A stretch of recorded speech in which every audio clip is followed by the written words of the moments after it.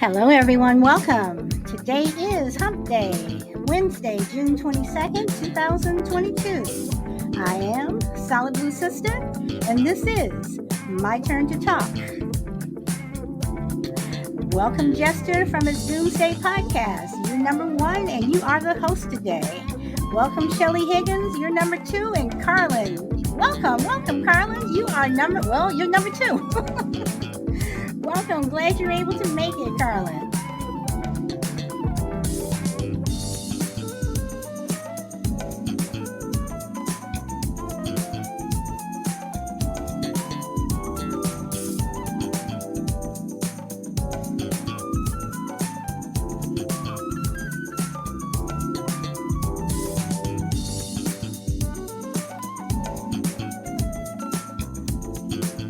Hey, Frankie, how are you?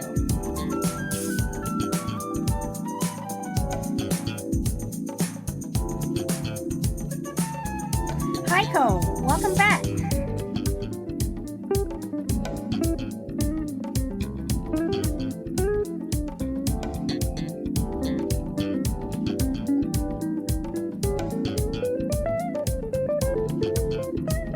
And for anyone listening over on YouTube, Twitter, and Facebook, welcome to you.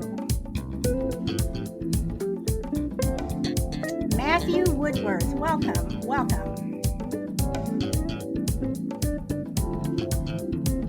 Okay, I am going to stop the music. D-Mac, hey! Okay, that's a good place to stop the music. So today, guys, we are going to be talking about food shortages and any other prepper stuff with Jester of his Doomsday podcast. I'm excited to have Jester because I think he did a really good job last time, and I learned a lot. Let's see. QFBAS. I'm not going to have anyone come up on the panel as of yet, but we are waiting for PrepnMoney. We're going to let him come up. But Jester, I'm going to turn it over to you. I am just going to be the admin, sitting back and listening. I hope, does PrepnMoney have an account with Podbean? So I explained to him he needed to have the app. He said, I was trying to access it from the laptop and it wouldn't let me do it. I said, dude, you got to get the app or it's not going to let you do much from the laptop. And that might be PrepnMoney. PrepnMoney, if that's you, let us know. I think QFB might be PrepnMoney. Okay. Oh, you're here. Okay. He's here. Okay. We're going to have to tell you how to change your name. But hold on. Let me invite you up. And, oh, okay. Yeah. Okay. So, Jester, the show is yours. All right. Thank you, Solid. I hope everybody's doing well today. I'm sorry it took me so long to come back to the Solid Blue show, but the show's early in the day and life happens. And I just want to let you guys know, I am recording outside today, so the glare on the screen's pretty bad. It was way too hot where I normally record. AC's out. It's a whole thing, so I figured outside was the way to go. PrepnMoney, how you doing, bud? I'm doing good. How are you guys doing? Oh, we're doing great, man. I'm happy you showed up because, I did no research at all, so I was going to put this all on you today. and can I just say, PrepnMoney, I thank you so much for coming on and doing my show. So thank you. It's an honor to be here. It really is. He never calls into my show. Okay, so guys, again, I'm going to mute and you guys take it away. All right, PrepnMoney. I think that we should, the whole premise of today's show was going to be for me to do food shortages. So I would like to tear into this a little bit, if you're down to help me out with that. So, I mean, guys, we've all been seeing in the media that there's potential food shortages, that certain shelves are bare. Biden himself said there's going to be shortages due to the impact of the Russia-Ukraine situation. They keep saying it. The one thing that everybody's forgetting is the shortages we've seen due to COVID and the beginning of the pandemic. All right. We saw shortages everywhere. We saw it was all over the media that there were food banks set up with people waiting in lines all day long to get food rations. And this varied throughout the country. Okay, this wasn't in every single city. So some people were like, oh, they're just blowing it out of proportion. I'm not seeing any shortages where I'm at. And there's a very specific reason why. I talk about this all the time. Get out of the mindset. It's a supply chain, it's a supply web. If the central hub where they deliver from doesn't have it, you're not going to see it. So it's not that there may be a specific shortage of an item. They maybe just have not got there yet to that hub to disperse it amongst the grocery stores in that area. That's why in Wisconsin, you might see flour, and then in Miami, you might not see flour. Okay. Now, according to I think it's the USDA. The USDA is doing a lot of work right now to ensure that we do not have these food shortages. The USDA is actively releasing documentation on USDA.gov stating that we don't see a food shortage, but it is something that we're monitoring closely. And I'm no rocket doctor, but why would you be monitoring something that's not there? Do you know what I'm saying, PrepnMoney? I absolutely do know what you're saying. See, it's so funny because the USDA promises all these things, but like you said before COVID, you could get a plethora of different things. And I don't know if you've noticed or not, or Solid Blue Sister, uh, but there's a lot of stuff that didn't come back even after COVID, even in a sense of normalcy now. Like those things are still not on the shelves. You know what I mean? And I don't think I believe fully. You know what I mean? That the supply chain was purposely broken down. You seen boats, all those big liners like piled up in the Panama Canal. That it took them how long to get all those out, and then they wasted how much because of food rot or other things involving that. We don't know. We still don't know. All I know is that I have friends that are in South America, and they said that a lot of those boats are dropping containers in the middle of the ocean. So go ahead, Dooms. Did you want to say something? Well, can I ask, because now you guys have me, now I'm going starting to think like Ba. And that's not a good thing. Okay, so on a conspiracy note, if yes, I have noticed, I think a lot of people have, that things have not come back. Now, I look at it as where you have a lot of people who quit their jobs or were laid off and just never went back. So therefore, we don't have the people there to unload the containers or the boxes, whatever, and put them on the shelves. Now, I do know that the government pays farmers not to grow food. If I wanted to go down that rabbit hole, could we say that the government has paid people not to go back to work? I think I think that they have, and people I think are still at home waiting for that payout or another stimulus that's supposed to come, and I don't think it's coming. I know that Texas here. I can't speak for any No, other no, no, state. no, no. I'm not talking about stimulus or a $300 child care credit, something like that. I'm talking about where they have reached out to people and said, we will pay you this if you don't go back to work. Oh, I believe that 100%. I mean, that's just on my conspiracy theorist side. But like, if you look at a lot of the truckers that pull into San Francisco or they pull into the Bay in California, and they said that there's no containers there. There's absolutely nothing there. So container ships have stopped coming in there. And then, a few months ago, I think it was about 6 months ago when they started to address this problem, Ron DeSantis in Florida said, hey, if California won't accept any, what I'm saying, containers, bring them in through Florida. We'll gladly accept them. You know what I mean? Let's keep the supply chain going. But it hasn't happened, And so I think you may be right. I think the only thing and the only premise of the conclusion to that is that somebody had to be paid off because there's nobody showing up to work and there's no containers there. So how, but it's not on the news, so nobody believes it, because they still see stuff on the shelves. But we all know because we've all either worked in a store and in a restaurant as a first job.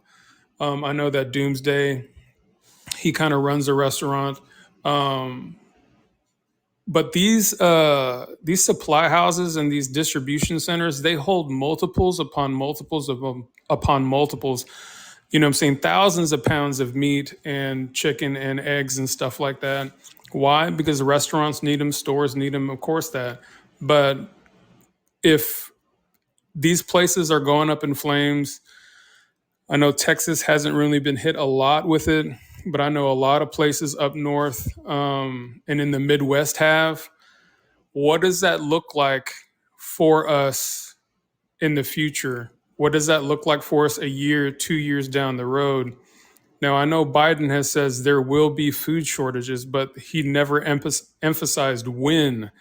And I do believe they know when. You know, there's some people in the prepper community that think we only have 40 days left. I thought Biden. For some reason, I want to say I heard him somewhere say that we were going to have food shortages in 2023. I haven't heard that. I've only heard, you know what I mean? Like I've only heard like it was going to be like this winter. That's what the media was saying for a while. And then, you know what I'm saying, with everything with the USDA, now they're saying that, you know, it may be in the middle of 2023. You may be right, Solid Blue Sister. It may be 2023, but what time in 2023? You know, how much and how far out do we have to prepare? You know what I mean? Or do we, you know, like what does preparation look like for some people? Well, You know? we'll put it like this. I do know for a fact that our people in Congress, and this is why I always say it's on both sides, had a little play date with everybody in a room talking about shortages of food. And that was recent. So I definitely, can you guys hear me okay? Yep. Yeah. Okay, I definitely want to jump in on this. PrepnMoney mentioned something I really wanted to address. So he said, you know, now that we're back to the norm, we've seen certain things not come back. And this is very true. You've had a lot of restaurants go under that didn't open up again. I'm highly upset that McDonald's got rid of the steak, egg, and cheese bagel and that didn't come back. There's been a lot of things that we're not seeing that we missed out on. Sweet Tomatoes, one of my favorite restaurants in Florida, is gonzo. It's out the window. We had a lot of Golden Corral shut down. A lot of these restaurants that were buying heavy amounts of produce are gone. And certain things that were being produced and sold are gone. And we're all just kind of ignoring it. We're not really thinking about it. We're not losing any sleep over it, right? But you would think with certain chains going under and certain restaurants, you know, stopping carrying certain products and certain items, you would think that you would see an abundance of these things on the shelves. Now, you guys referenced, you know, people being paid not to work. Currently, we know that there's farmers that are being paid to plow crops under. They're being paid not to farm, destroy crops, things like that. And it's because a lot of these people sold their souls to the devil, in fact, being Monsanto. All right. So they have all the power over these guys. And you guys know that Monsanto got away with a lot of stuff being high up in government. The government lets them get away with whatever they want. I feel like PrepnMoney referenced this is by a design thing. This is all by design. They're going to get us to a breaking point to where we are begging them for food, to where we are begging them for more control so they can control us more. We'll give you what you want. We'll give you the food, but you need to do what we say. And how you guys referenced, you know, maybe it was 2023 or Biden never emphasized when these shortages were coming, but he did say it. He's now talking about a second pandemic that we need to prepare for, that they need to get money for. So could that play a factor into this? Another pandemic, another shutdown, grocery stores shutting down, things like this. Come get your FEMA rations. Could that be something we see in the near future? I think so. What do you think, PrepnMoney? I just seen that the other day that he announced it, that we're actively trying to get money for, because we will have a second pandemic. Like you can't make it up nowadays. You know what I mean? Like it's almost like you turn on the television or you turn on the news and all this stuff has been completely scripted. And like I couldn't believe it when he said it, because they were asked him to emphasize, And he was just like, it's coming. You know what I mean? There's a second pandemic coming. What does that mean? You know what I mean? He just left it open like that. And so like everybody's retweeting this. Everybody's like a second pandemic. Is monkeypox or whatever it is like worser than what the media is saying. What do we do? What does that look like for us? How do you prepare for that? How do you prepare for, like a pandemic? Well, if you follow the money. So before, in the middle of COVID, I found it funny because, you can go to a website and you can look at all of the US senators, and what they invest in, and the main thing that the US government invested in was a small vaccine company, and all they did was produce smallpox vaccine. And they invested $77 million into this small company, and all they did was make smallpox vaccine. Small company here in the US, and all of a sudden, they had the smallpox. They sell it in pills and they sell it by vial. And 6 months after they started investing into this company went from about $6 to $7 on the ticker, and they shot up to about $51. I can't say the company on here just for financial reasons, because this is not financial advice, but they almost, they almost 1,000x themselves just with that one thing. And now you can't find the smallpox pills anywhere. You can't they used to sell them not over the counter. You'd have to be prescribed to them, but now you can't find them. Doctors are not prescribing them. You know what I mean? They used to be able to prescribe them, here in the US. And now over the past year and a half, you can't find them anywhere. And so were they paid to stop producing these pills and these vaccines? That's what I'm wondering. And so now, like there's other companies, there's other holistic companies now saying that, the government has sought interest in these holistic ways of healing smallpox. So is smallpox the next pandemic? Will smallpox make an ugly return? Will it be weaponized? Like these are all the things that, like it's so crazy that we have to think about these things. But we all know COVID doesn't matter what you believe, whether you're vaccinated or unvaccinated. If you get sick, it weakens your immune system. Everybody knows the science behind it. Even with the flu or with COVID, you have a weakened immune system. It takes what? It takes about 3 to 4 months. If you're a little bit older, it takes sometimes 6 months to 8 months to recover from COVID or having the flu, just because your immune system doesn't rebuild. Well, what if, like your money is not in the right spot, or you're not in the right spot when it hits? The county hospitals, the hospitals are completely filled with people that have COVID. And then all of a sudden, saying you have this flu epidemic that breaks out. And then people right after that, smallpox happens. People with weakened immune systems are highly susceptible, correct? How do you financially prepare for that? And my only answer is that there's no way you can. There's no way. There's no plethora of money in the world that could, one, stop a plandemic or stop an epidemic from happening, because you can't take money with you to the grave. Like, it's so, to me, it's just absolutely weird. Dooms, if you have anything you want to say, or Solid Blue Sister, if you have anything you want to say. Oh, no. Yeah, I definitely want to jump in here, dude. So how you talked about, the next pandemic, it's very interesting you say that. There's an article I read. You guys can find this on the New York Post website. The article came out June 8th, and the title of the article is "Food Shortages Could Be Just as Deadly as a Global Pandemic," okay? And I'm not going to read through the whole article because it's pretty big. but I'll briefly get into this a little bit, but I want you guys to go back, save this, read this, share this with your friends and family. A leading global health figure was warned the next worldwide health crisis could come from the food shortages. As the price of basic supplies skyrockets even in the wealthiest of nations, Peter Sanders, who is the executive director of the Global Fund to Fight AIDS, Tuberculosis, and Malaria, believes a food shortage could be just as deadly as an airborne pandemic if authorities fail to prepare. So I want you guys to take away something from that. When authorities fail to prepare. Right now, we're seeing FEMA do a lot of goofy things, right? And that's something that really makes me paranoid.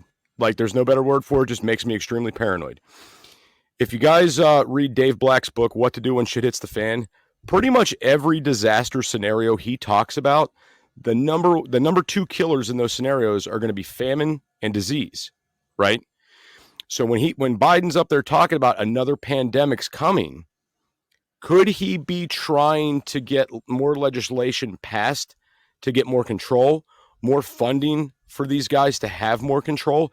And could it be a food shortage that's coming, right? This is my thought and concern with this. And we need to start talking about the preparation of this and getting prepared for this now. Like I said, anybody that's out there that's ever been through a natural disaster, hurricane season, this, that, or other, we watch the shelves empty pretty quick. If you're up north and you deal with snowstorms, you hear everybody talking about making milk sandwiches, and you see bread fly off shelves, milk fly off shelves, eggs fly off shelves. This is a constant thing that we always see. So how does one get prepared for this? PrepnMoney, you got something on that? How to get prepared for this? So say that last part again, Dooms. I'm sorry. I was telling my daughter that I was on a live. Oh, okay. You talking about the milk sandwiches? Yeah. Yeah. So I don't know anything about milk sandwiches, but we grew up pretty broke, and I know what a ketchup sandwich is, and that was all that it took for me at 6, 7, and 8 years old to know that I didn't want that for my family when I grew up. But so let's look at this right now, at the current state that we're in. We're in a down market right now. Everybody's freaking out. Okay. Do I believe that the stock market will eventually crash? Yes, because everything is oversold. Everything is completely oversold. So in this time, what do? The only thing that we can do is look at what rich people are doing. So if you look at, the Warren Buffetts, okay, Berkshire Hathaway, his business, that he's about to pass down for some reason to his son in the next 2 years. So you look at what he's doing. He has liquidated 33% of his assets. Okay, so that is hard money. He's liquidated 33% of his assets. The other 67% of Berkshire Hathaway's assets and Warren Buffett's private assets are indexed. The reason why that is because indexed accounts, you don't lose your initial investment. And that's what a lot of people, ordinary people, they don't know, is that on indexed accounts, you don't lose your initial investment. So if the market tanks, guess what? You still keep your initial investment that you put in there. But if the market goes up, you lock in whatever gains that you have.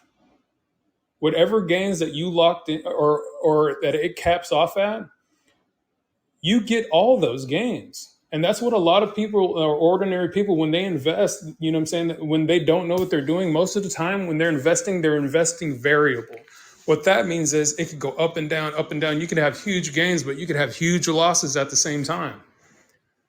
A lot of these wealthy bankers, a lot of these wealthy stock market guys, they invented these indexed accounts. And for a long time, you had to have a certain amount of money to be able to invest in these accounts because they were only meant for rich or wealthy people. I have a friend who's a financial advisor, and he will not talk to anyone who has less than $1 million liquid. I got you. And I just want to remind you guys, I am outside today, so I can't see the screen. So if anybody's chatting anything at me, I cannot see it today. actually just going to say, can we stop for a moment and just go through some of the chat? Yeah, go for it. Okay, Lurak says, yeah, it took the medical system to tell everyone to build up your immune system to fight off COVID. And hold on, Frankie had something down here. Lurak also says that it is biblical, or it almost seems biblical. And Frankie wants to know, what are milk sandwiches? Dooms, that's on you. So the milk sandwiches are something in my region. It's basically a bread sandwich that you dip in milk, like when you don't have anything else because the shelves are sold out. It's something people like in this area do when we have winter storms. It's weird. But one thing I did want to reference too is that, and because I'm such a gangster and I get all my information from Wikipedia, Wikipedia actually has the 2020 food crisis listed on Wikipedia and all the reasons why it's happening. So for anybody to go out there and say that, oh, this is not a thing, and I really hate to reference Wikipedia. I don't necessarily wholeheartedly trust it, but it's accurate sometimes. But if you want a breakdown of what's causing all this stuff, it's all under the 2022 food crisis on Wikipedia. And it gets into the reasons why we're seeing the things we're seeing are extreme heat, flooding, drought caused by climate change. Take that what you will. Also, the security and economic crisis during the COVID-19 pandemic, the 2022 Russia invasion of Ukraine, the Food and Agriculture Organizations observed all of these things, right? Not to mention that prices have hiked and skyrocketed on almost everything. I tell you guys all the time in my lives, we own a restaurant. We have been going through waves of increased prices, and we've been going through waves of where we cannot get certain products. Right now, it's starting to level off except for the prices. A weekly food delivery for our restaurant was running us about $1,600 to supply us with food, okay? This year, and this was last year, we just opened this restaurant last year, so we are in our second year of business right now. That price has went from $1,600 to right over $2,000 every week. So think about that. That's almost a 50%. Well, what would that be? 25% increase about Yeah. in a year. So I mean that's a pretty big deal. Now the problem for us is if we try to raise prices to keep up with this, we're going to get ran out of town, right? So we have to be very careful and cautious and walk on eggshells a little bit as far as how we're dealing with the situation. So if anybody says where I live, we're not seeing it, where I live, I'm not seeing it, you guys are nuts, you guys are just a bunch of tinfoil hat wearers, remember, it is regional. Everything is regional. And they do this specifically to cloud judgment on people. That way, when I say, yeah, dude, I can't get salt and eggs where I live, I haven't seen salt and eggs in weeks. Somebody says, oh, dude, you're just fear mongering. You're spreading disinformation. This is what's happening. And it's like, okay, buddy, come with me and take a ride to Sam's Club and I will show you what we're out of. Go to Walmart with me. I will show you. I've done so many videos. Well, not so many videos, but I've done a few videos on, stuff we don't have on our shelves. And people are like, oh, you're just fear mongering. You didn't get a delivery today. And I'm like, no, it's been like this for weeks. And then, oh, the bread guy's on vacation. Oh, okay. That's what it is. Okay, sure. Yeah. And go ahead. Can I interrupt for a moment? Lurak says, does the Illuminati card deck talk about the food shortages? And DMAC says, what do you mean that Buffett's money is indexed? You are saying that his capital is not at risk? And Lurak says, I work at the food business. I see all the time. Publix supermarkets are always out of stuff. And GP Man says, don't forget the dead 10,000 cows in Texas. But I want to go back up to what DMAC says. What do you mean that Buffett's money is indexed? Are you saying that his capital is not at risk? So there's certain accounts, I'm saying, that you can invest in with different companies. And some of them are indexed ETFs. Some of them are IPOs. Some of them are like that. I don't have time to go on this to take up time on the show to explain everything. So I'll put it as gently and as fast as I can. So basically, there's backdoor indexed accounts to every company that you want to invest in. Like, let's say Amazon, let's say PrepnMoney Oil, which he is all about. So when he buys a stock, it is 9 times out of 10, it is completely indexed. What that means is that he has protection on that stock The best way I can explain it to you is this: is that it has a 0% floor and it has maybe a 20 or 22% ceiling. So let's say that he invested in the premium oil, which he does have. So if that stock goes up and it jumps up from 2% to 14%, he locks in those gains. Okay. So all those gains get locked in. It doesn't matter if the stock market plummets past zero, it'll never go past zero. So if he invested $70 million into this company, he doesn't lose $70 million. He gets his $70 million back. DMAC, does that make any sense?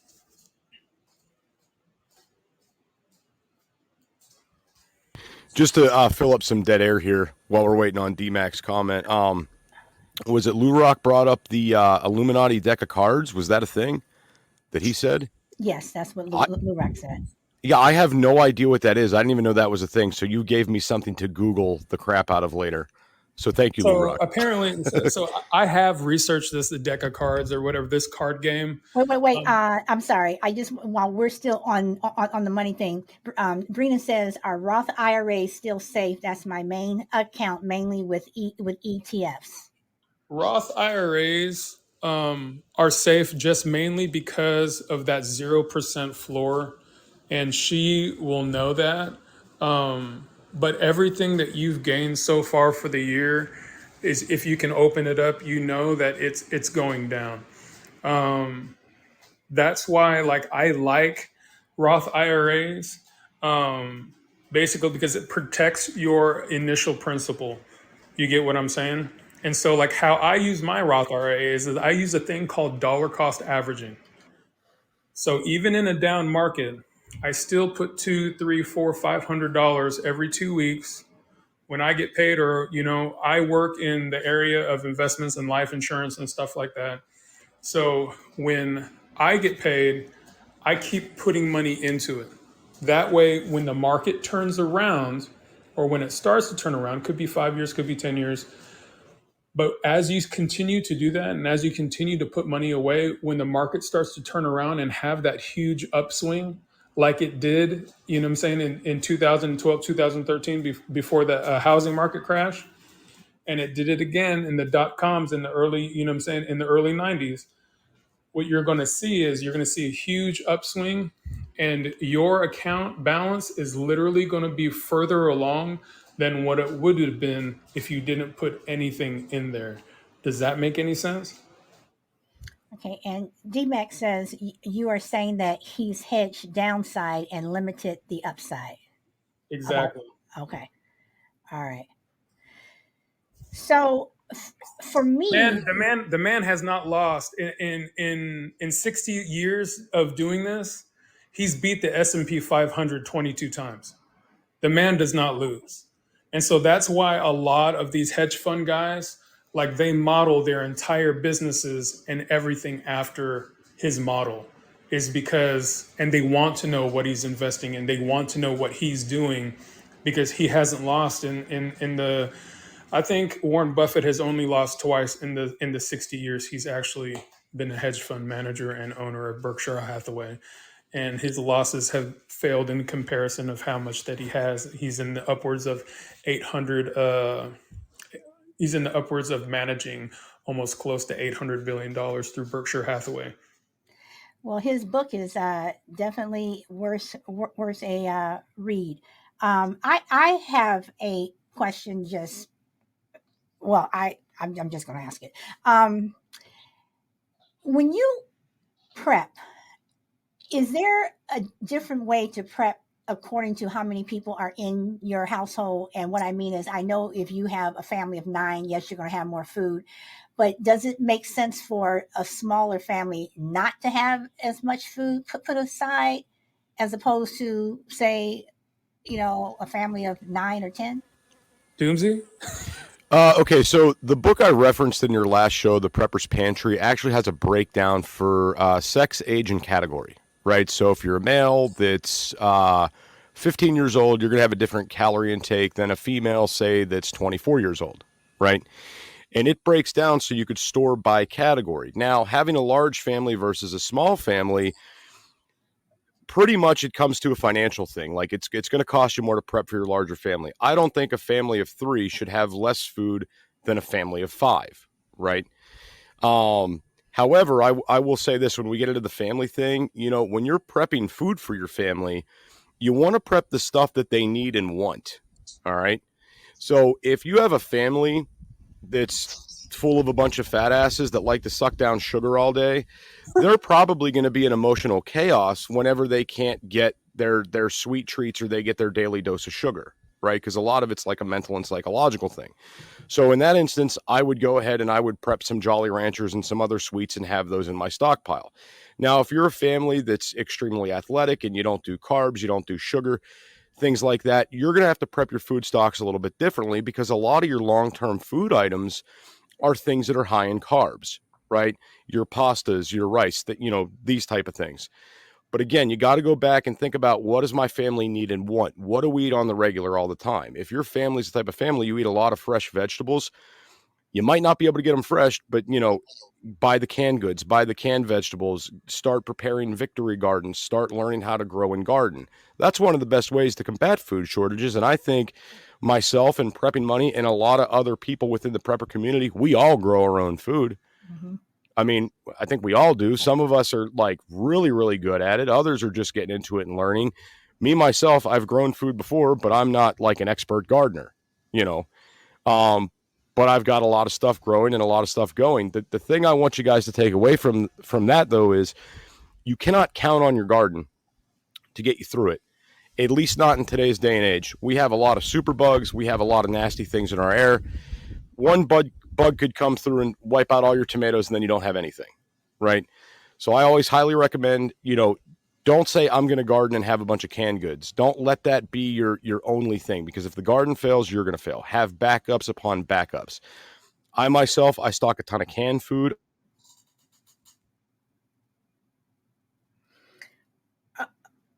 Okay. I don't know what happened. Is outside. So Prepping Money. So canned goods, they have an expiration date. So, and I know you're supposed to rotate your food out. Mm-hmm. So, and you see where some people are posting stuff where they have just a room full of, Canned goods. beans or something. It's like, are they seriously going through all that? Are they rotating that food out? Are they eating that food, and are they rotating? Because some of it just seems excessive. Yeah, I mean, some of it does seem excessive. You know what I mean? Like I know prepper guys that have enough food for like 5 years for each member of their family, and like to me, that's a little bit excessive, because if you can't learn to grow your own food, okay, that's great. You're fine for 5 years, but then what after that? You know what I mean? And so, like, what I do is that I involve my children in our garden. I teach them about growing food. I teach them about from seed to seedling to planting. The reason why is because Solid Blue, you may know this, but your grandma's grandma was taught this and taught it to somebody else and taught it to somebody else. What I'm trying to get back to is what my grandmother taught me. And then I was in the kitchen with her. I was in the kitchen with her all the time. I don't know if Doomsday told you, but I was a chef for 22 years before I stopped during COVID and became a financial advisor. Okay. And she was the reason for that. Like a lot of her canning, like I still can. Going back to your question about the canned food, most canned food is good up until the expiration date, but a lot of times, since it's canned and it is pressure canned by USDA standards, it's good for at least a year after the expiration date. They have to put that expiration date on there because of USDA, because of the USDA saying that they will only guarantee it for 6 months after the date that it was canned. Does that make any sense? So usually most canned food is good for 6 months to a year after the date that it has been punched. But in order for them not to get sued and not to, and a lot of these companies, they usually do it for 6 months out, or they do it for a year out, depending on who it is. Me, I do keep some canned food, but a lot of the food that um, a lot of the food that I can is either from my garden or we buy vegetables from the store. There's a store from U.S. Foods here called the U.S. Foods Chef Store. It's open to the public. You can buy bulk produce. You can buy bulk meat. You can buy bulk everything. And we usually can those things and we rotate them. I know for a fact that if we have not used it in 3 months, we're not going to the grocery store. We're using what we have inside of our pantry, and then we'll rotate that stock. Going back where Doomsday cut off, you have to find out what's comfortable for you. You know what I mean? Like, and he's exactly right. Whatever your family eats the most of, and whatever they really enjoy, that's something that you want to prep for your family. And some of those things are like, for me, everybody in my family likes rice. So I prep rice. For some reason, you know what I mean? I grew up, my grandma was Southern. I like beef tips and gravy. So do all my kids.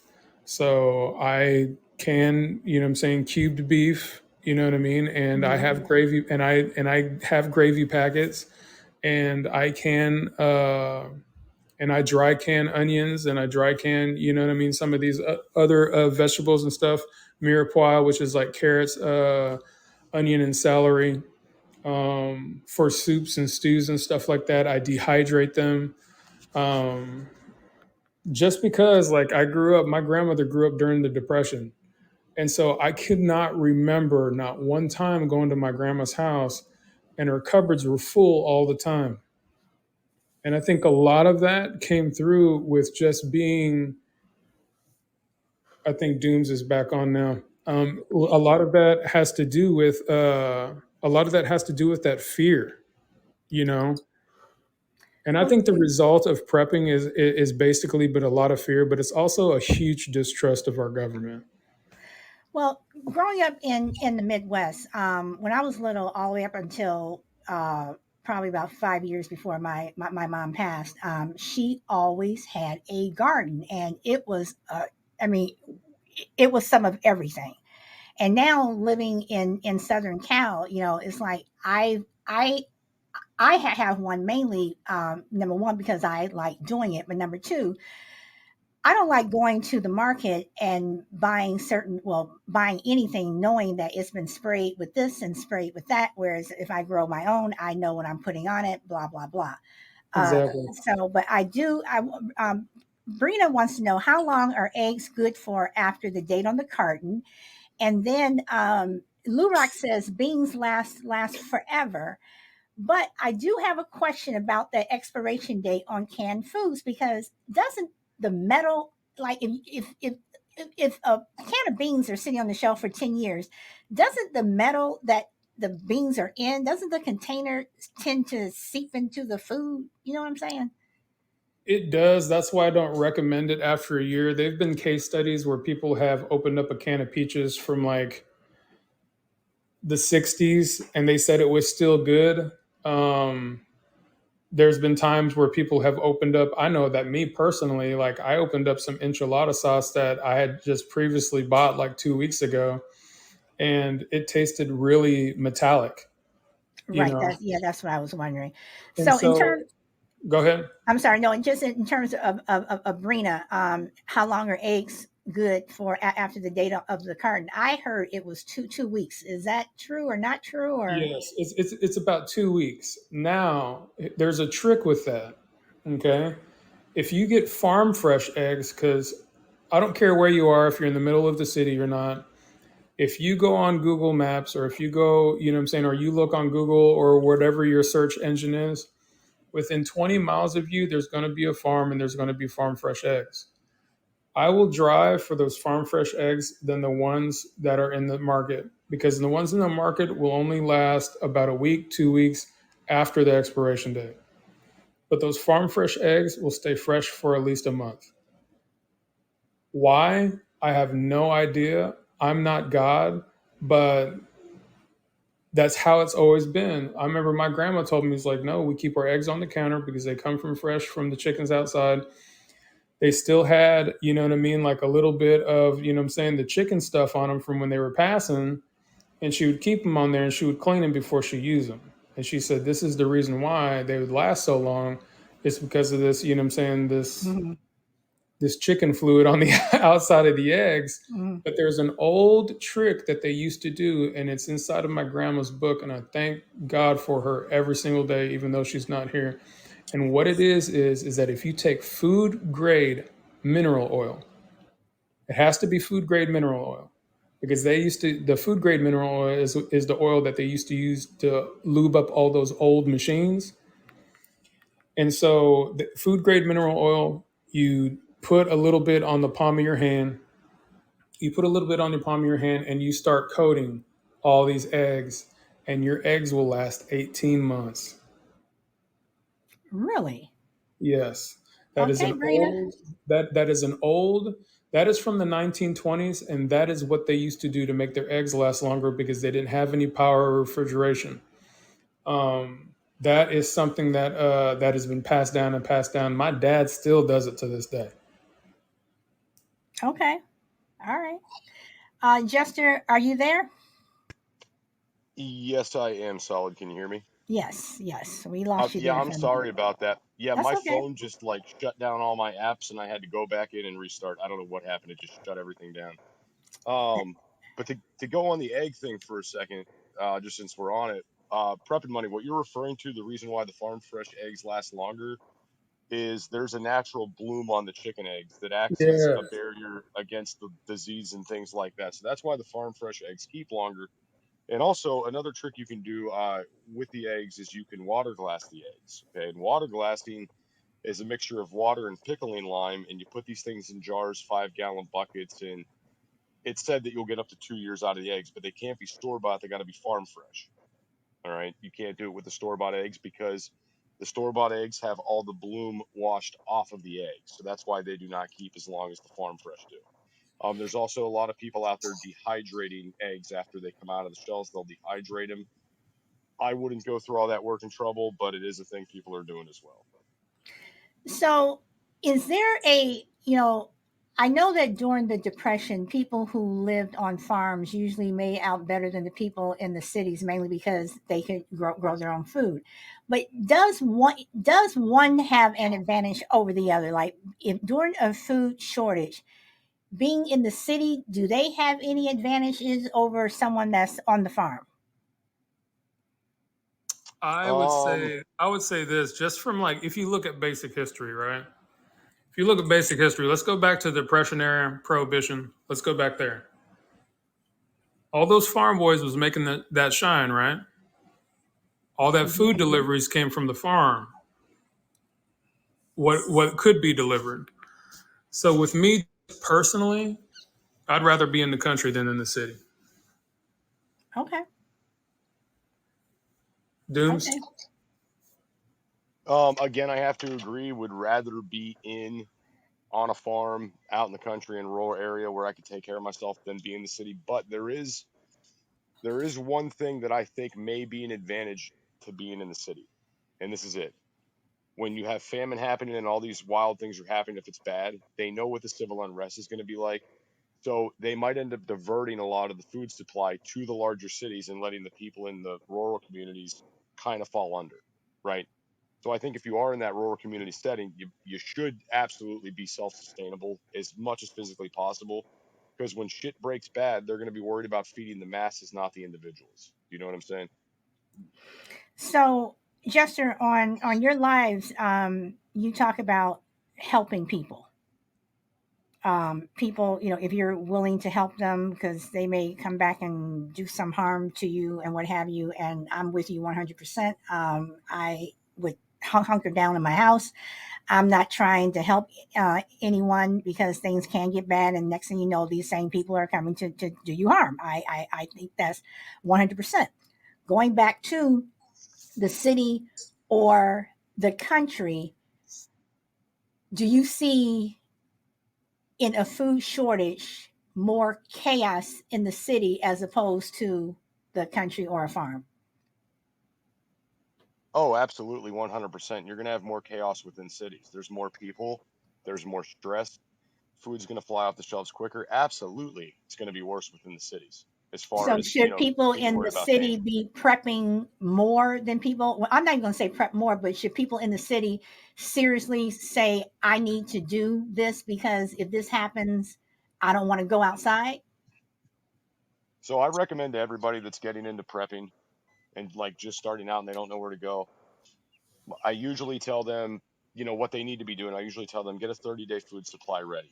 Okay, start with your 30-day. Once you have that done, food, hygiene products, medications, first aid products. Once you're through that initial 30 days supply, I highly recommend that everybody has a 90-day supply because for the first 3 months are when things are really going to break bad as far as any crisis goes. Okay, people are going to run out of their medications, their pantries are going to be empty, grocery stores are going to be it's that 90 days, right, that I think is crucial. And the reason why I say that is if you're in the city, you're not going to want to leave and be out in that chaos. So if you're within a city, get at least a 90-day supply so you can hunker down and not have to move and not be out in that initial chaos. After that 90 days, people are either going to be dead or they're going to start dispersing from the city, right? And they're going to disperse into rural communities where they can try their hand at foraging and they can try their hand at hunting or trying to go to places they know where they could fish. Maybe they found grandpa's old fishing rod and they're like, hey, I'm hungry. I'm going to go try to catch a fish. And they're going to disperse from these city areas. You know what I mean? Okay, DMAX says, where do you guys live? And they do not give their locations, but he also says people can't quickly change their residency. No, they can't. And I'll that's, just say this, just leave it open. Like I live in Texas, so good luck. So, I mean, DMAX, I'm not exactly sure what you're saying. Are you saying that people who live in the country can change their residency faster than people in the city? I'm not sure what he means by that. But here's also something I'd like to touch on what Doom said. Like, there's a lot of people in the city that are going to try pushing out into the more rural areas, the mountainous areas. And you got to understand, less than 20% of the United States land is still open. It's owned by somebody. Like most of the majority of the land is owned by somebody. Somebody had mentioned Bill Gates owns, what I'm saying? He owns a fair percentage of land in the United States, farming land. He also owns farming land. What they never touch on is he also owns a lot of farming land in Africa. He owns a lot of farming land in Brazil. He owns a lot of farming land in Argentina. This man has been buying farmland left and right and liquidating his assets to buy more hard assets like land. When these people in the city are moving out to these rural areas, it's I think it's going to get bad for a while if it ever came to that point. The reason why is that I know most country people, they're very giving people, but a lot of them, especially out here in Texas, Arkansas, I can't really speak for anywhere else. They're not really susceptible to accepting people on their property. And so it might lead to some trouble, So that's why everybody's like, oh, if something happens here in the city, I'm just going to run for the hills. Where? Because your hill may be owned by somebody. I just don't know. Like, that's why I always tell people, and I tell people like me, like personally, yes, I live in a suburbia. I live like close, to a city. I'm personally planning on bugging in instead of bugging out. And that's the reason why I prep to bug in and I utilize, at least 60% of my property, and I shared with a couple of guys on TikTok the other day that, my entire backyard, we're transitioning this fall for next year into a giant raised bed garden with multiple raised beds all over the backyard. so we can utilize that space. I'm in the middle of building a chicken coop right now. I found out through my city that it just has to be 50 feet away from my neighbors. So I calculated 50 feet from each one of my neighbors in my backyard, and I know exactly where my chicken coop is going. The reason why I'm doing that is because I know when things do get crazy and people start to move out, closer out and going out further, it's not going to be good out there in those streets, especially if you have children. I'm just going to say that, and I'll leave that open ended if somebody wants to jump in. Well, I will just say this in terms of someone jumping in. Jester, Ba is here. So just thought I'd let you know. Oh, hey, babe. And I did say to him that y'all need to get a room. This love is not boundless to a room, Solid. That will not contain us. So are you guys willing to have people come up on the panel and ask questions now, or? Yeah, absolutely. But one thing I want to throw out, the Prepping Money mentioned about people dispersing from the cities into the rural communities, going to the mountains, going to the hills. Bear in mind that the survival rate for that is going to drop extremely, right? If you're in the city and you've never hunted or fished, or you're extremely overweight, you don't have your cardio up, you're not going to make it long through the mountains, right? You're going to go up there just to die, is what's going to essentially happen. So unless you're some guy that has had extreme military training, survival training, you've been a hunter or a fisherman or a woodsman for years, you're pretty much signing your own death sentence trying to get out into the city. Like if you don't know what predators to look for, what things are poisonous, how to identify certain things, you're not going to make it.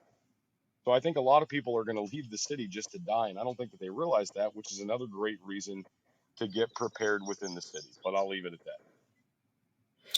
Okay, it's interesting that you say that. So I mean, so literally, so if you're prepared for the city, should people in the city just plan to basically just stay in their house and just hunker down? Because if things get bad, I just assume that people are going to start trying to knock you upside the head just for a loaf of bread. Oh, that's absolutely what's going to happen. Yeah, if you could hunker down and get through the first initial 90-day chaos of the situation, absolutely do that. But then, the flip side of this is I also recommend to people, if you have a plan to bug out, you need to get out before they lock down the cities, because nationwide we have lockdown plans due to terror attacks. So they could lock down interstates, they could lock cities down, they could lock everything down in a very, very short period of time. So if you plan on going, you got to go. You know what I'm saying? So those lockdowns, do you expect them to cross international lines, like you cannot leave the country, and or other countries won't allow you to come in to their country? Yeah, and I mean that's something we've seen throughout the world. Everybody always talks about refugees, everybody talks about illegal immigration. I mean, these are things that we see now, but during the pandemic we saw it. Everything was locked down. Traveling Right. internationally was a big pain in the butt. There was a ton of COVID requirements to travel, and if things break bad, the easiest way for them to control people is to not let them move or go anywhere. I mean, we looked at Italy. They had people stuck within their homes. There was like limited times a day you could leave, and only certain family members were Right. allowed to leave. And you couldn't go into stores with your whole family. It just had to be like the one person. It was nightmarish for those people over there. And could something like that happen? Yes, because they now know they have the control to do it. They know that it works. They know if you scare people enough, they're going to listen. If you start starving them, they're going to listen even more. Okay. Does anybody want to pop up? I'll send some invites to people if you guys want to pop in. Crucible, I think you had some questions. If you want to pop up, I have my group of mostly non-talkers, but they definitely participate in the chat. Boss says I just jumped on a train, so I can't call in. Mm-hmm. Mm-hmm. Yeah. He won't want to say something that we all gonna hear to Jester. Okay, That's so what it Boss is. says climate. Boss says climate change lockdowns, I believe, are coming too. I don't know if that ties into food shortages, with adverse weather affecting supplies. Carlin, no problem. I always send out the invite. So does anybody want to come up? My silent crowd here. Let's see. Okay, everyone. Thank you, everyone, for liking the show. I appreciate it. Okay, so since no one else is popping up at the moment, I'm just going to keep asking my questions. So Well, I want to solid. We take. could definitely, if you want to, we could definitely get into some of the foods that are the best ones to stock up on and prepare. Well, that's what I was going to ask. What Okay. are the best? What should I be, stocking up on? Because in my garden, which I have a say, it's a nice garden. I have my spinach and my jalapenos because I love spicy food. I have all my green veggies. I'm going to try my hand at potatoes. But um I have a nice garden going, whatever, and I have my rice, and I do have some canned food. But what are the best foods that are going to last, and or what are you said foods that your family likes to eat? But is there like one general main thing that you should have that can go with everything? One thing that goes with everything. Besides Robin noodles? So okay, one food I like to push out there a lot to people is honey, right? Honey stores indefinitely. It does not go bad. I know it's a bit expensive to stock, but you're going to want sweeteners, for various different things. So honey acts as a sweetener. It doesn't go bad. Definitely stock up on that. That is one thing I could say that's kind of that go all. It's going to go on toast if you got it. If you need to sweeten your spaghetti sauce, you can use it. There's a lot of different areas that can go, right? Um, Another thing I try to tell people a lot is pastas and beans, right? Pasta, if you store it right, you can get 25 years or more out of it. Your dried beans damn near last indefinitely, and they're very, very cheap to stock up on, right? Um, a few other things to throw out. Cornstarch has a pretty decent shelf life. I know not everybody's thinking about going out and using uh, cornmeal for baking and whatnot, but it definitely has a better shelf life than flour. So if you could maybe switch gears a little bit to making some things like cornbread or using it for other things, I would definitely recommend it. I mean, I personally like cornbread. I think it's great. And I think it's great with honey too. So that's why I stock both those things, right? Um, What some is the other things shelf life for flour? for flour, just off the shelf by itself, not prepared. I, off the top of my head, I want to say it's It's up like to 12 months, but I yeah, think it's I'm wrong. it's up to 12 months if it's been sealed. But if like Okay. I tell people this all the time just because like I make bread a lot. And if you are actively like not using your flour and you just have it like most people do, which is in a paper sack rolled up that it came in, and put back on the shelf, like it's about 120 days, about 4 months.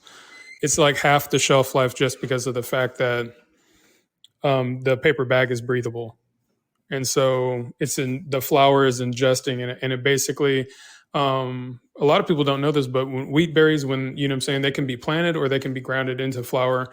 The flour is alive at that point, and some stages of the gluten that's in the flour, like I buy flour that's 11% and above just because it makes better bread, it makes better rolls and stuff like that. I like a highly glutinous flour. That gluten starts to break down. And sometimes when you bake something a little later, like if you don't bake anything for like, you bake something like right when you get it and then you don't bake anything for about 3 months, your flour may lay a little flatter, you know what I mean, in that time. So, advice to somebody that is baking and you don't use a lot of flour in your household, add a leavening agent, whether it be yeast. What I do is that what I was taught in culinary school was to add to old flour, add a little baking powder as a leavening agent, and it'll help that gluten kind of ignite once the liquid part hits it. Okay, So Carlin says, and Jester, I did not mean to cut you off about the flour, but now Carlin wants to know if you vacuum seal the flour, how long does that last? PrepnMoney, you want to take this one? forever. If you vacuum seal, I have flour that's vacuum sealed with an oxygen absorber, and I think it'll last about 5 or 10 years. Just because oxygen and water destroy. And so, if you have flour that is vacuum sealed, I would leave it in original packaging. Try to leave it in its original packaging, because if you try to dump the flour inside the oxygen bag and it starts to suck, uh, the vacuum sealer. Like I've seen it. I know from personal mistakes that it'll start to suck the flour out of the bag along with all the oxygen, and then it'll just look messy. And so what I've done now is that I will uh, I will leave the flour inside the original bag. You can buy vacuum sealer bags in various sizes. I get the biggest one that they can just because I have a big family, so I know exactly what we'll use. And you'll find that out too when you vacuum seal stuff. And there's a whole bunch of different people who do this all the time on YouTube, and they vacuum seal and they tell you how to do different things. I have different meals that are vacuum sealed, and I have different meals that are like things that I'm going to cook actively for my family to eat, and everybody's going to get a roll. So I have a yeast packet, uh, some odd amount of all the dry ingredients, and on the outside of the package, I write exactly what needs to go inside of it. Okay. Um, Justin, if you want to continue on in terms of what foods would be good to store, and DMAC, I have not forgotten your question. I will ask that question for you. But go ahead, Dooms. Okay, so another few things on the list here are storing salt. Salt lasts pretty much indefinitely, right? Never goes bad. There's a lot of uses for salt. If you're having to salt pack meats, salt cure meats, salt itself is a preservative. So it's another great thing to stock. When you're talking in terms of the apocalypse and flavorless foods, because we all like things that taste good, I recommend stocking a lot of bouillon cubes. Bouillon cubes are like pure sodium. Even though they have an expiration date, it's very far out there, and even if they expire, they can still be used, right? So even if they're like as hard as a rock little brick, you can break these things back up and still utilize them for some sort of flavor. Okay. A lot of people talk about storing spices. I don't think that you shouldn't store spices, but I think you should be growing some things as well. Grow your basil, grow your oregano, grow these things. Spices do lose potency pretty quickly, depending on what they are. I'm sure we all had that old can of black pepper on the shelf that didn't taste like pepper anymore, but we still used it anyway. So Yep. definitely, definitely going to lose some flavor. Your regular white vinegar lasts. They say it doesn't, but it pretty much lasts indefinitely as well. Be careful storing things like certain oils. Oils can go rancid once they're opened. They don't oils. Certain oils don't have the longest shelf life. I highly recommend instead of storing like a bunch of vegetable oil or olive oil, and PrepnMoney might correct me on this because he's a chef as well. So, but I recommend that people store a lot of Crisco. The Crisco holds longer. You can melt it down. You can do a I lot of don't care different what any things. I don't care what anybody says. I'm Oh, sorry to interrupt you, Justin, Dooms. I don't don't. bring up Crisco because my What? mind just. I love Oh, Crisco. sorry. I love it. Every time I see it, I buy one. The reason why is because like and so many people are like anti Crisco or like anti lard and stuff like that and stuff. But like I render my own pork fat and I render my own beef tallow to make beef lard and pork lard and stuff like that. Just because like I'm sorry, man. Like unless you've honestly had icing that has been made out of beef fat, you haven't had icing before.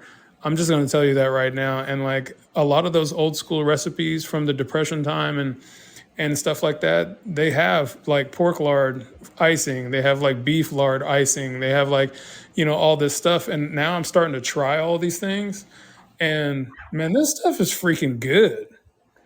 So like I love the Crisco, the vegetable shortening, and then the beef shortening, and the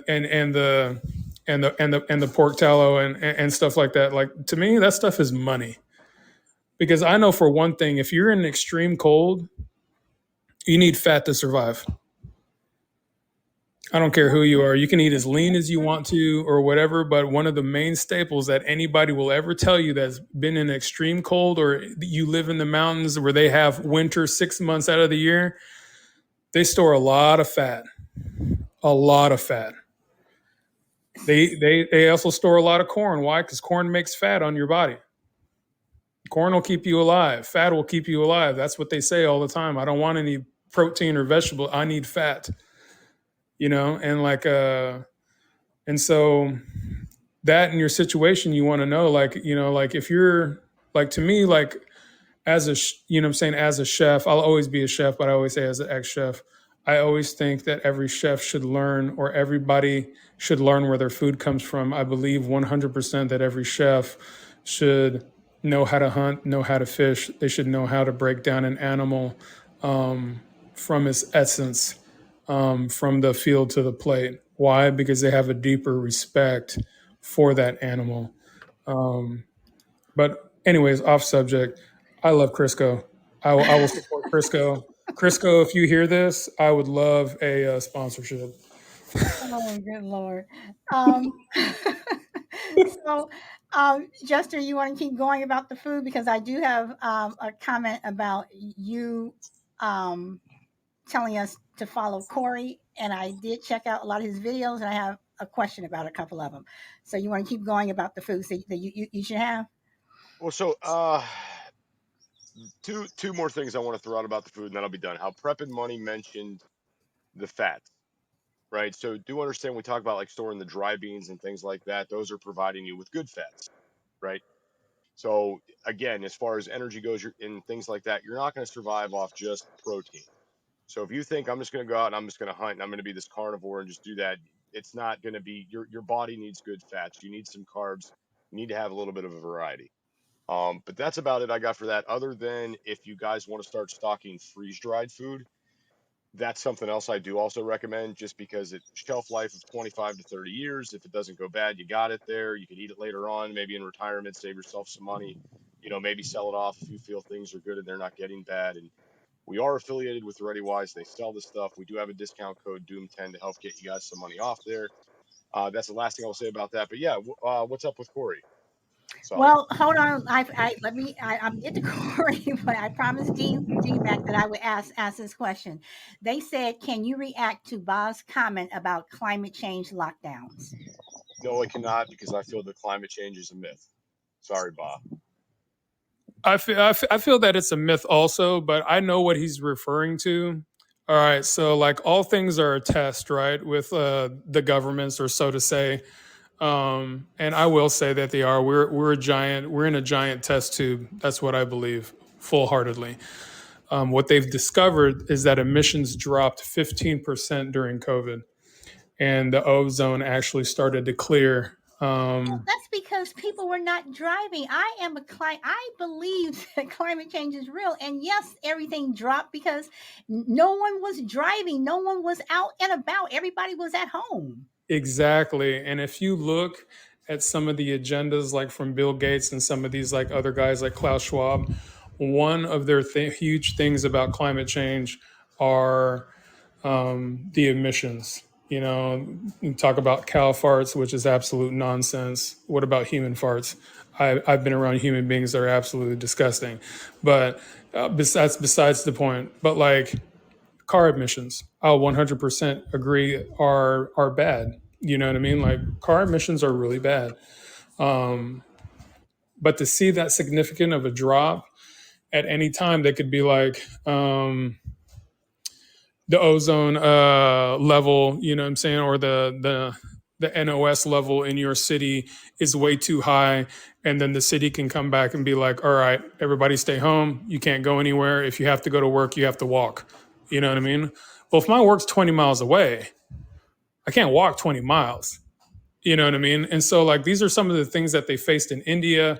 These are some of the other climate change lockdowns that they faced, you know what I'm saying, also in Asia, in some parts of Asia.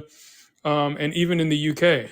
Even in the UK, they did these climate, you know what I'm saying, lockdowns, and just to test how much the emissions would go down. Well, the emissions went down, but people actually got fired. They actually got laid off work. They couldn't show up to work. They got paid not to go to work. And so, what does that look like in the future for climate change lockdowns? Is it going to be a regular thing? Are they going to tell us to be like, "Hey, the emissions are too high, so you can't drive your vehicle this day. I don't know how you're going to do your job. Thank God I work from home." But the other thing is though, like my fiance doesn't, and so she works at the airport. That's 25 miles away from us. So how does that work out? Okay. All right. So, Junes, my question about Corey, and you gave Ba a kiss, and I said no sexual innuendos on my show.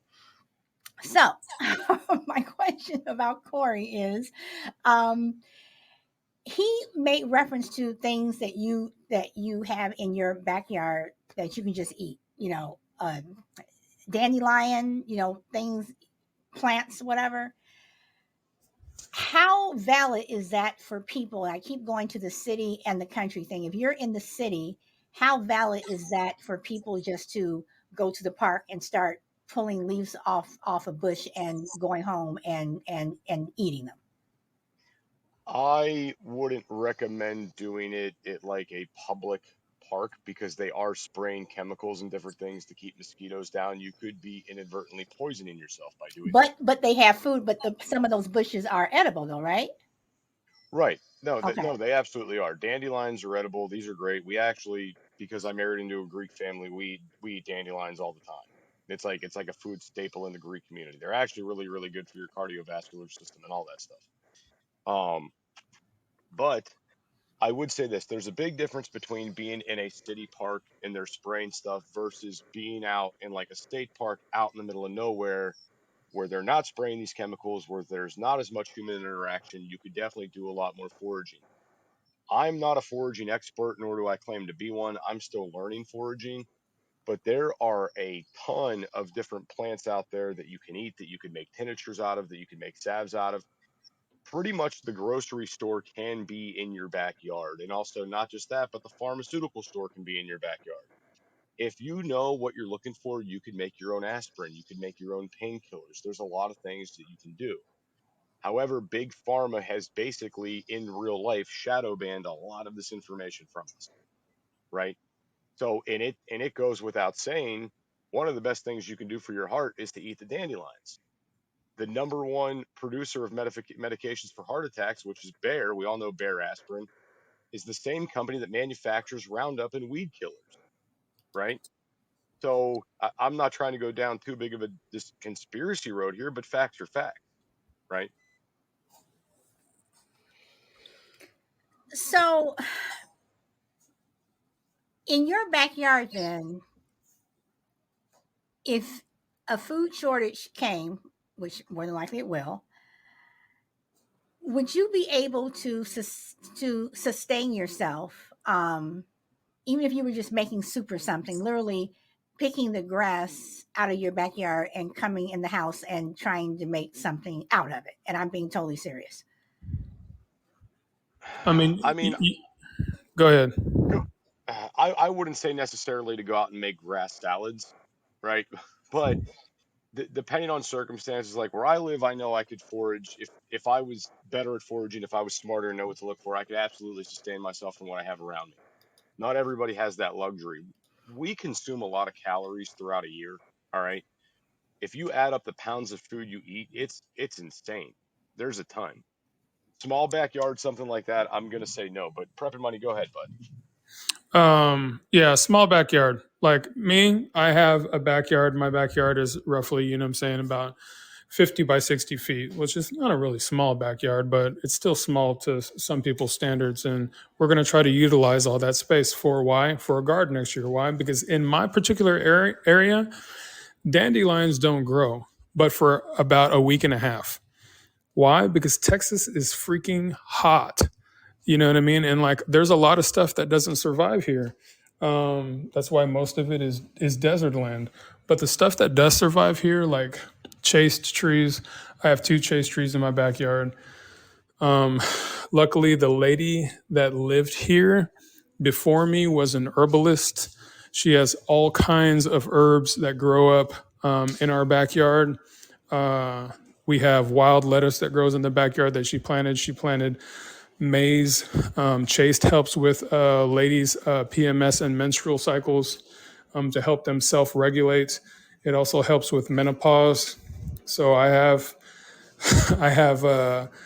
members of my family who are female, and so I make tinctures for them. Why? Because I care about them. The other fact is that there's an app called Picture This, and it is a plant app, I have and that. it is awesome. Okay, like me, I am not well versed in herbiculture or plants in general. So my neighbors think I'm crazy because I will literally walk around my my house pointing this app down at this plant, clicking pictures and finding out, oh, that's cool. This does this, this does this. That's awesome. And I'll record all that information. But just going in your backyard is what Dooms said, is just going back there and just learning about what you have. And no, you don't want to eat a grass salad. You know what I mean? Like me, dandelions don't grow really well in my backyard. So I went out and I met somebody on TikTok where they have a ton of dandelions, and they actually have dandelion seeds. So I purchased seeds from them to grow here. Now, if they'll do good here, I don't know, but here in Texas, you need to. Oh, that's the other thing. Check out some of your places around. You know what I'm saying? Like a lot of you live around open fields. Walk that open field. Take an app, or you know what I'm saying, take a pen and a piece of paper and write down what's inside those fields around you. Because a lot of the times, the county and the state don't have the resources to fertilize those fields. They barely cut them half the time. I know here in Texas, in the county that I live in, they don't. And I found out all this information because my neighbor works for the county. So we go out there. I made wild lettuce tinctures, and I collected as many dandelions and the roots as possible, and that's getting down on your hands and knees. And some of those, like Dooms can tell you, like some of those suckers, those roots go really deep. And so you have to actively, you know what I'm saying, be going out there and trying to do this. But Dooms is absolutely correct on everything that he says.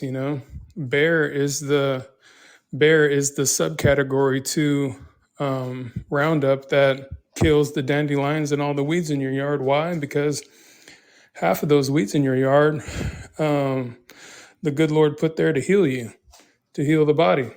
And so I'm a firm believer that, whatever we put into our body, the outcome happens. And yeah, and it's just so funny when you follow the paper trail and you follow the money. And that's why I tell people all the time, on the money side of my TikTok, follow the money, because you will find out a lot. But yeah, you can do, there's a YouTube guy called Backyard Forager, and he does it all in the suburban areas. And it's pretty cool.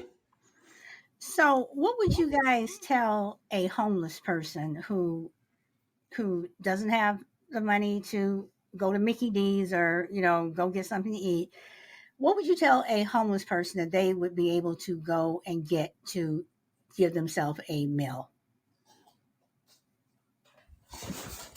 I mean, a lot of the homeless already have a lot of this stuff figured out, right? We've talked before about how the homeless might be the ones that, end up surviving the apocalypse while we all perish, because they've been surviving without a refrigerator. They've been surviving on what they could eat and eating scraps, and, not having these overly big stomachs, and their bodies have gotten used to surviving on limited amounts of calories. So I think they might be better off than most, honestly. Okay. All I right. agree. I agree with that 100%. I mean, like if you look at old, I like history a lot. But if you look at just homelessness and old hobo culture, like they leave signs for each other. You know what I mean? People that used to run on train cars and stuff like that, there would be like little signs and insignias. They would leave, like, this city is a great city, you know what I mean, a very giving city. Or they would say, don't sleep here, don't stay here, you know what I mean. Then they had different signs of, where they could sleep, where it would be safe, and stuff like that. And they communicate with each other silently, but they do communicate. But I agree with Dooms. Like a lot of homeless people, like they've been homeless for years, and they've learned how to survive on our trash. They've learned how to survive on little to nothing, and really they're forgotten members of our society. But honestly, like I don't know if I could teach them anything. I'd honestly think that I'd probably learn a lot more from them than they could from us. Well, speaking of trash, how does that figure into shortages of food? Meaning, what trash would we be able to burn for fuel, or something to help us eat? I Hmm. I there's like all around me there are wood and pallet factories everywhere, and they have free wood bins. But what if you They- don't have access to a wood bin? so if you don't have access to wood bins and stuff like that, um, one thing that I know that they used to do back in the day, like if you live in a rural area, cow patties can be burned. They keep a coal. They don't really keep a flame, but they burn hot. The dried ones do. Um, you could majority of your horse poop. I'll just say is the majority of it is grass, and after it dries out, it makes really great tinder. The smell Okay, but may okay, lure but you away. Paper, plastics. I would say not no on some level, just because of the fact that they are toxic. But some plastics are a great fire starter. You can start your fire with them, but there's an excess amount of cardboard. You drive down the street, there's paper everywhere. mhm. The Okay. other things is that depending on what time of year it is, you may find a bush that may be, you know what I mean, completely dried out. Guess what? That's making your meal for tonight. You know, So the food that you're eating, is there one particular food that or menu item that you can recommend that you can like heat up over and over, that you can literally stretch out an entire week if you're someone who doesn't have the funds to go out and store a lot of food, or you just don't have the economic means? Is there something that you can stretch out, but it will still stay fresh? You don't have to worry about it going bad. Crisco. um, I mean, Oh I mean, boy. I mean, Doomsday can probably account to this because he runs a restaurant. But to USDA guidelines, like I meal prep. You know what I mean? Like I have a couple friends who are bodybuilders, and I meal prep for them just because they know I used to be a chef, and they want their food to at least taste like something. And their meals are typically, what I'm saying, good for 5 days. Like if you can uh, go into the question a little bit more, like is it just one thing? Are they talking about like a I mean, SHTF scenario, or well, no, like I mean, I'm if they're I, I trying to like what I do is like I cook a bunch of rice, and my kids will sit here and eat it. You know what I'm saying? Like I'll do extra many, like I'll do meal preps on the side for these guys. Rice usually lasts about 5 days, 4 to 5 days. Chicken, same thing. Beef, same thing. Depending on what temperature you cook it, the higher temperature you cook it, the from the mediums to the well done seem to last a little bit longer. Um, like fish I won't do longer than like 2 or 3 days, just because of the fact that it's so um, it just it just disintegrates. You know what I'm saying? As soon as the air or water hits it, so. It just depends. Like to me in college, you know what I mean? Everybody talked about ramen noodles and macaroni and cheese and stuff like that. And it is the most unhealthy thing you can do, but it's cheap, yeah. but also like pick your cheap, because I know when I was in college, I can get 20 pounds of rice for $10, and I could get, you know what I mean, a bag of chicken breast for like $15, and that pretty much lasted me all week. Okay. All right. So it just depends, you know what I mean? Like, but like here's where I go on the financial side of it. And so we all have guilty pleasures. But right now, in this kind of market and in this kind of environment, you don't really have room for any guilty pleasures. So if you're low on money, what other areas in your finances, like, and most people will go through it, and I guarantee you it's usually the same person who's like, well, I don't have a lot of money for prep, but I bet you eat out at least 2 meals a day. I bet you won't miss Starbucks in the morning. I bet you know what I'm saying, you'll go out and blow $200 on the weekend with your friends and go drinking, you know what I mean, and go chasing after women or men. But I guarantee you, and that's usually what I find, like doing financial services and doing free and doing free assessments for people, is that they don't, you know what I mean? They don't want to give up that part. You know what I mean? Is there anything else that I can do? Well, yeah, you can get a second job or a second income, you know what I'm saying, to pay for prep or pay for this, you know, vacation or this this life insurance that you want or this investment that you want. But like, if you don't want to change your lifestyle, there's nothing I can do to help you. You know what I mean? And that's the same thing, like, especially now in this time in this area. If you don't want to change your lifestyle, you're going to be up Poops Creek without a paddle. Well, PrepnMoney, let me ask this. Back in the day, because I know I'm older than you guys. I'm getting excited. Getting excited about this question. Nothing to get excited about. Don't worry, I'm not going to talk about Crisco. So, they would say that, you know, if you were to lose your job or something, you should have at least 6 months, you know, saved up. I personally think that you should have like 2 years saved up or whatever. So going into a food shortage situation, how much money realistically with the average person, how much do you think you should have saved up in a food shortage or in a emergency situation like we are probably going to face or like we're facing now? I'm going to answer your question in 2 parts. Is that okay? Sure. So if we backtrack just a little bit pre-COVID, okay, there's a lot of people who had, like you said, 6 months to 2 years of savings. And they also had, I'm just going to say that it, like, for me, life was pretty sweet pre-COVID.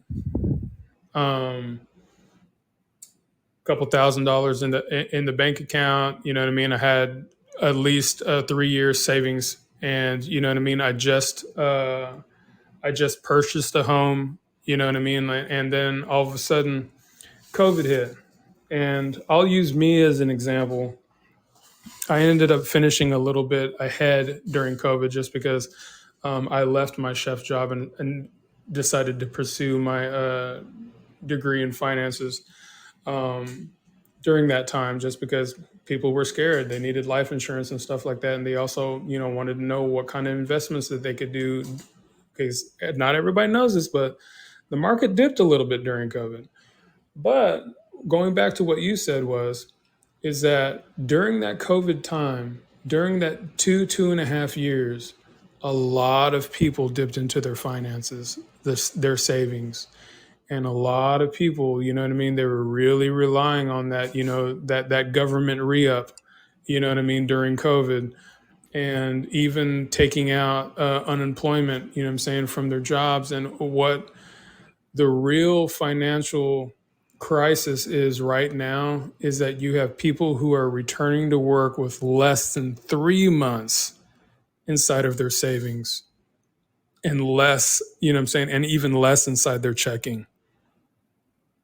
And so what I think is, personally, and this is my personal opinion and my personal view, the reason why it's my personal view is because if you have a family, you have to account for each member of your family.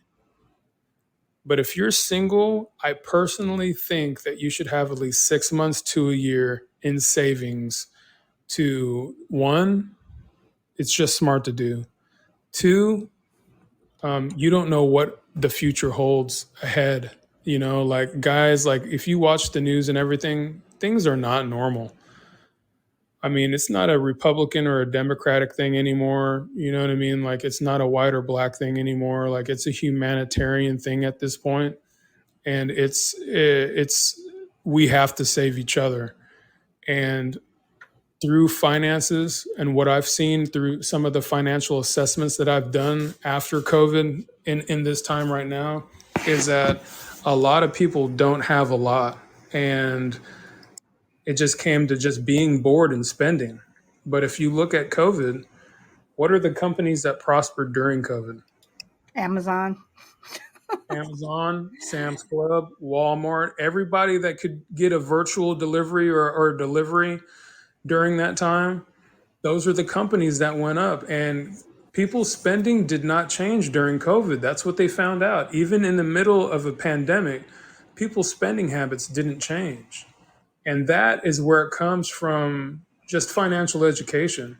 Like when my grandmother was a girl and she went through that, they penny pinched everything. And she said they still did that even afterwards. Why? Because they just weren't sure it was going to happen. And I think, as the years went on, people's shoulders start to relax a little bit. You know what I mean? Like they started to kick their feet up a little bit and started to get a little cushy. And then all of a sudden something happens again. And they'll be like, oh, it's all right. You know what I mean? It's a different day. It's a different time, and technology this, technology that. But like people's spending habits changed and their spending habits went up. They actually figured out that people were, what I'm saying, were so much into spending money that in recent reports that their spending habits actually increased during COVID, and with surveys that banks took is just strictly out of boredom. People were actually bored, so they just went on Amazon or Walmart or Sam's Club or whatever, or eBay, and they just bought whatever they wanted to their heart's content. And honestly, going into this next pandemic or going into this food shortage crisis, it's really put a lot of families in jeopardy going into this time. And I really think that the government did what it wanted to do, and it has its people almost in a checkmate situation, to the point where they knew they can't disarm American citizens. They knew they can't do this or do that, you know what I mean? But what if we had a pandemic, or we had a pandemic, we keep all open, all the major retailers stay open. You can go there with your mask, you can shop, you can do everything. I'm not the only one. Am I the only one that spent like an hour to 2 hours in Walmart just walking around? I have a cart full of everything that I want. I'm just walking around, just looking at everything, just making sure, what I'm saying, like we could still get stuff, or this was still on the shelves. You know what I mean? Like I just spent, what I'm saying, an hour to 2 hours just walking around Walmart just because I didn't want to go back home. But PrepnMoney, I can honestly say that I cannot just, if I go to Walmart, I'm gonna hit it and quit it. I just can't.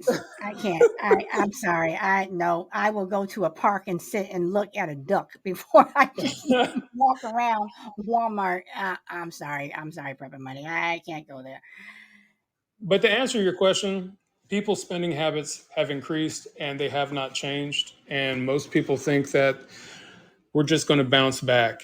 You know what I mean? Like something miraculous is going to happen, and we're just going to bounce back. I have a couple people where I manage their finances that are millionaires, and they have no doubt that the economy is going to bounce back after a year, 2 years. These are real estate investors that are here.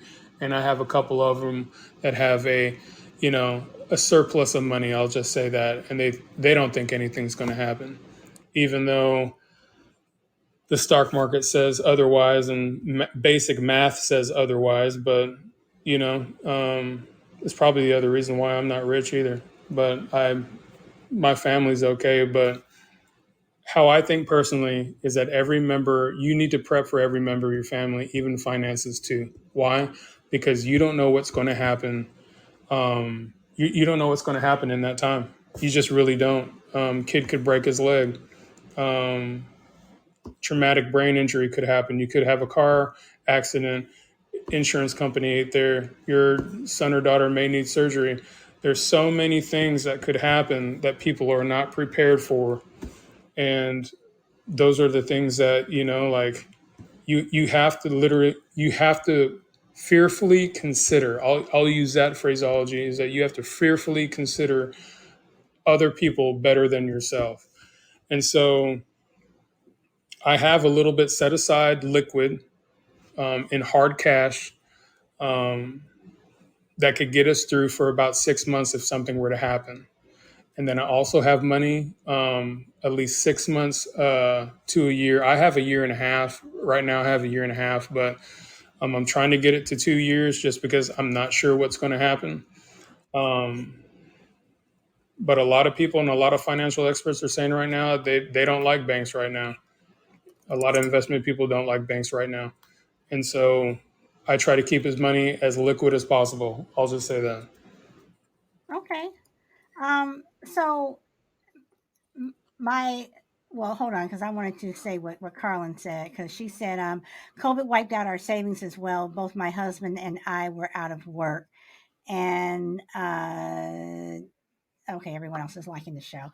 Okay, so my last question, since nobody wants to come up, guys, and I know y'all have questions, and then you all will send me stuff in my email. It's like, why do y'all ask this while they were here? My last question, and I'm being selfish on this, but I'm pretty sure I'm asking for other people. I have 3 dogs, 3 of my rescue dogs that I love, and what would you guys say just in terms of prepping for pets? Dooms. Okay, so a lot of people first off are unprepared for their pets. There's a lot of people that theorize that we're going to have wild packs of dogs roaming the country, just completely feral, tearing stuff up because nobody's prepping for their pets. There's only so much dog food you can stock, and it does not have a forever shelf life. However, you can increase the life of it. Your best bet to prep for your dogs is to get them on point with what you're eating. I know everybody doesn't like the idea of feeding their dog table scraps, but sadly, that's what it's going to resort to. So, as you're sitting there thinking, how I'm going to prep for this dog, just be weary of their dog. Be weary of them right now. Like, I know if my dog eats sausage, he makes a mess everywhere. So I know not to give him sausage. So I know what things he can eat, what things he can't eat. By all means, have a little supply of dog food laying around. Have the canned stuff as well for your pets because it has a little bit longer of a shelf life than your traditional dry kibble and things go. But there's going to come a point where prepping for your pets is almost obsolete, and we're going to have to let them just be wild and free, right? Like cats will feed themselves. They'll track things down and they will eat. The same things with dogs. Like they will feed themselves.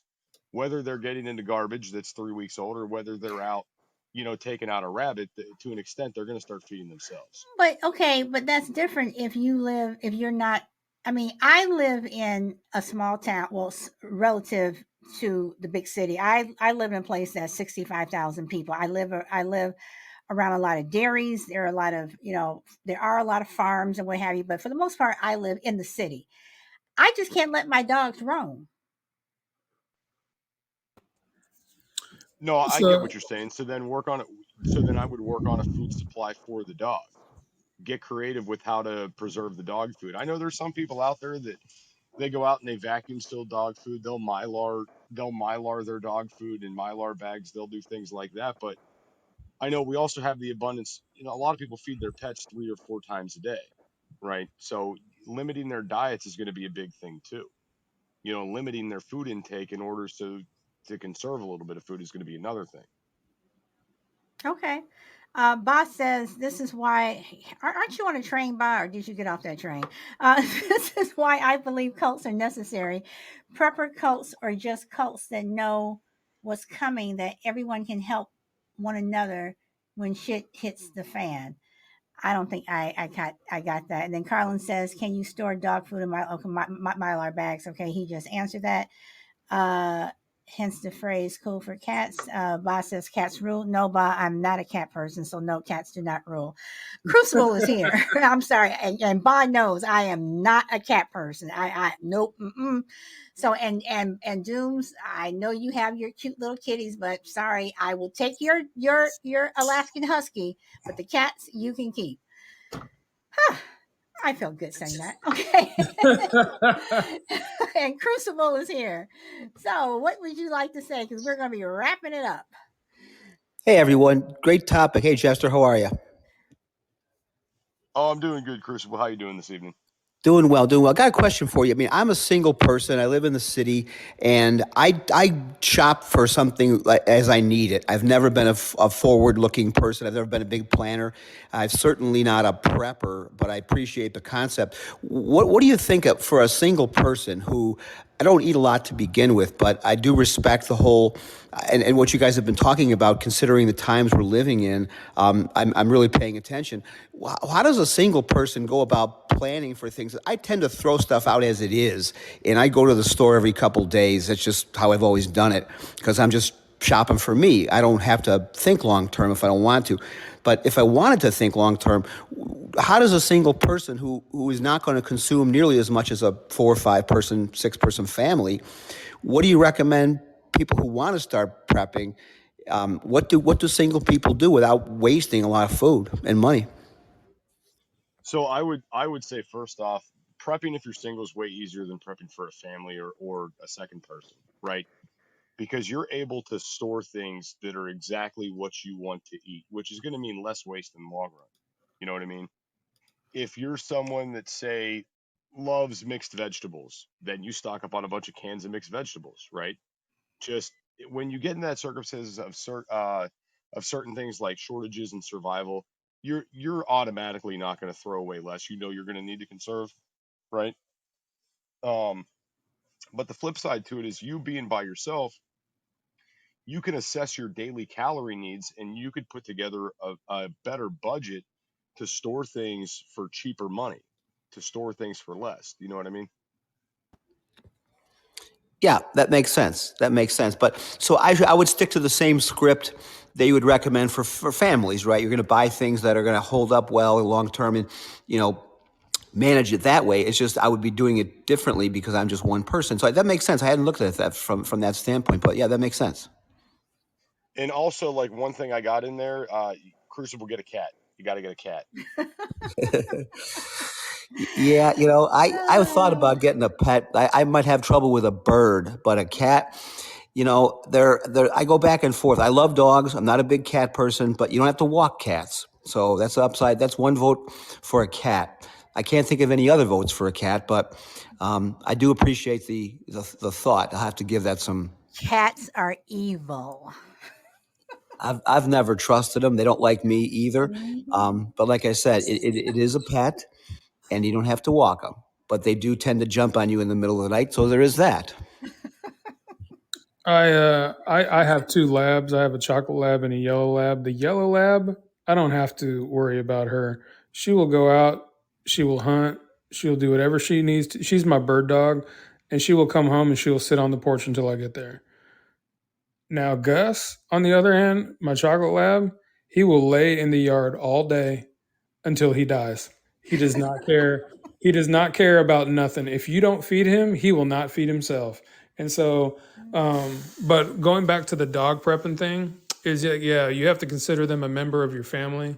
And it does get a little hectic at times because I take full inventory of everything that I have. And I go back and be like, okay, and do the math on this. If does this person have this? Does this person have this? And I go down the line and I automatically do it on my Excel and everything like that. And like dog food, do have like this because I know right now a 50-pound bag of dog food will last them about 2.5 months. So, and that's something that you're just going to have to do the math on your own. You know what I'm saying? Like I know for a fact that if I buy one 50-pound bag of dog food for my lab, for one of them, it'll last them about 2.5 months. Both of them about a month and a half because I only feed them once a day because they're full grown. They don't need to eat all the time. You know what I mean? And they don't eat all the time, and they still have tons of energy. It just depends on what you feed them. I feed my dogs a grain-free diet just because of the fact that dogs don't need grains because that's not part of their genome inside their body. And plus it causes a lot of bloating and fat to happen in your dogs. And me, like I said, one of my dogs is a bird dog, and want to keep her in tip-top shape as possible. Why? Because I don't want to be going out there in the middle of the lake retrieving them ducks. I want her to do it, and so it's all depends on what you're feeding them, how you're storing it. How you're storing it is a major thing, because we don't have time on this show, but pests are another issue that a lot of preppers prep for also, are pests. And rats and mice, they like dog food, and they also like human food. So yeah, that's for another show, Solid Brew Prepper. Okay. Now I'm solid blue prepper. Okay, Yeah, cool. you are. I Now like it it. is. You're Solid Solid blue Brew sister. prepper. You're Well, Solid Brew Prepper now now. I'm solid blue prepper. Okay. Crucible, did you have any other questions? Because I tend to wrap it up. I don't like taking my show all the way up to the 2 hour mark because you tend to rush, and I want to let everyone, if you want to say anything else. So, you have any other questions, Crucible? No, it's been very informative. I'll just give my final comments, and you can move on. Yeah, a couple years ago, I probably wouldn't have been paying a lot of attention to the show, but like I said, the times we live in. Wait. You said to this show. You talking about, no, you will I'm always pay attention to my turn to no, talk. yeah, I'm sorry. I meant the prepper concept. Okay. All No right. disrespect, Solid. Don't Well, let's don't let's throw just be Now I anything. know clear. I'm stuck. Don't throw anything at me.